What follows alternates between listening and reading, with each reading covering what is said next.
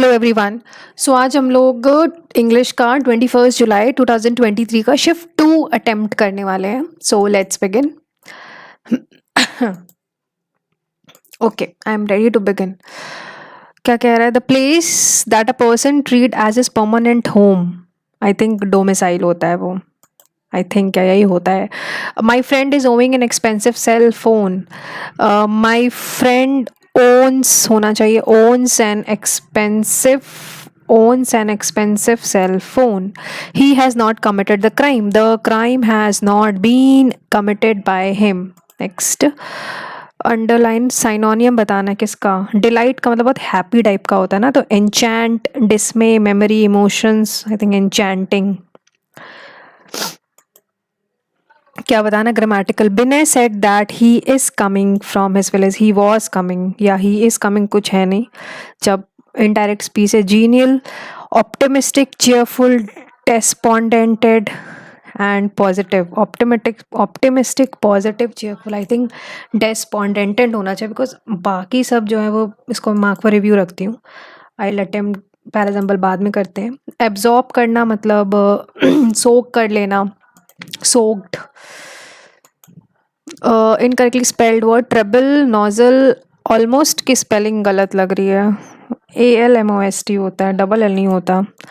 इसमें क्या बताना? Identify the option that defines the homonyms get and get most appropriately. Get means to achieve and gate means to person's way of. Gate means to achieve. Gate means a hanger or barrier used to close an offense. Gate means a person's manner of walking. Gate means पहला गलत है, तीसरा गलत है। And gate means cloth covering each step, ankle. I think इसका answer ये होना चाहिए।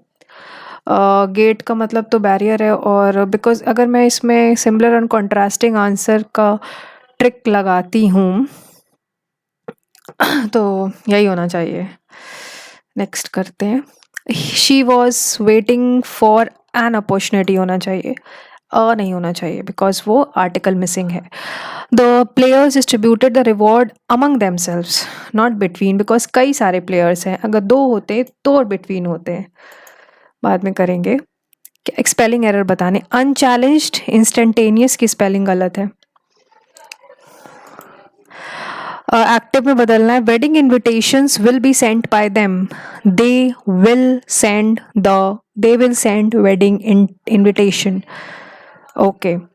मेसी मेसी मेसी मेसी मतलब ऑर्गेनाइज्ड। बाकी तीन जो हैं वो उसके। A perfect storm. I think इसका worst a perfect storm. I think a perfect storm मतलब बहुत ही बुरी सिचुएशन होनी चाहिए, इसका होना चाहिए। मेरे मतलब है या तो प्रिटी, हाँ बुरी, वर्स्ट पॉसिबल। बैड ब्लड, इसका स्टेटमेंट बता, मतलब इडियम्स का मतलब ही बताना एक तरीके से। Bad blood.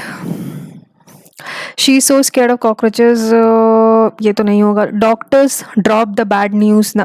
Gangster had some bitter relation with a local activist, so he wanted to stay him out of his business. I think यही होगा। बैड ब्लड का मतलब यही होता है कि feeling of hate, feeling of मतलब हेटिंग होता है शायद।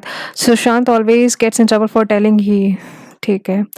क्या बताना है? अंडरलाइन वॉस, वास्ट का बहुत एक्सटेंसिव, इसका synonym extensive. Hardly we had boarded, hardly had we boarded, हाँ हैड वी होना चाहिए। The basic elements of computer that empower, that empower our word, that empowers our word. The basic elements of computers that empowers our word, that empower our word, empower empowers. The basic elements of computer that empower a word are explained in an interactive manner. The book has a complex, difficult approach of colorful and unique. I think unique होना चाहिए. The book has a unique approach of colorful and creative picture-based activities. The puzzle activities and mazes help the students to develop critical thinking.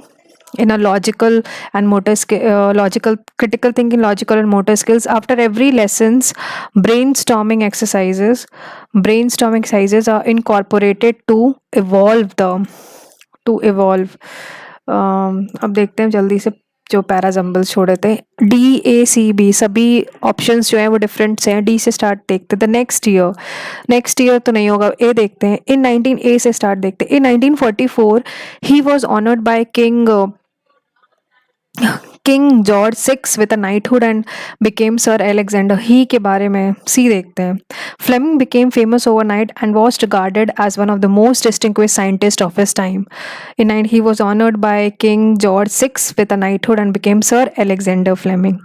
Okay, C के बाद ए, फिर उसके बाद D है. The next year सही है. ओके, फिर उसके बाद कौन सा था? 30 नंबर देखते हैं. ACAD. A से it was the night before the day fixed for his coronation and the young king was sitting alone in his beautiful chamber. It was the night before the day fixed for his coronation. ठीक है. ए के बाद क्या है? ए के बाद सी. सी देखते हैं. The lad, for he was only a lad but 16 years of age, was not sorry at the departure. ए के बाद सी या ए के बाद D. His courtiers had all taken their leave of him. It was the lad, for he was only a lad, and indeed it was the hunters who had found him. हाँ, आई think इसका ए के बाद होना चाहिए सी. बाद में करते हैं इसको. पहले अब जल्दी से इसमें मुझे, क्योंकि मैंने मार्क फॉर रिव्यू रख के रखा हुआ है अपना क्लोज टेस्ट, तो ये चेक कर लेते हैं. सो क्या है? क्या था? The basic number 1. ओके, क्या है? The basic elements of computer that empower ही होगा, बिकॉज एलिमेंट्स प्लूरल है तो उसके साथ प्लूरल ही लगना चाहिए. दैट एम्पावर ही लगाऊंगी मैं. फिर उसके बाद क्या है? आई थिंक यूनिक ही होना चाहिए. फिर उसके बाद हेल्प होगा, हेल्प ही लगेगा बिकॉज प्लूरल है. ब्रेनस्टॉर्मिंग भी सही लग रहा है मुझे. इसके ब्रेनस्टॉर्मिंग भी सही है एंड इनकॉर्पोरेटेड टू इवॉल्व भी सही लग रहा है मुझे. अब कौन सा किया था मैंने? जीनियल का देखते हैं.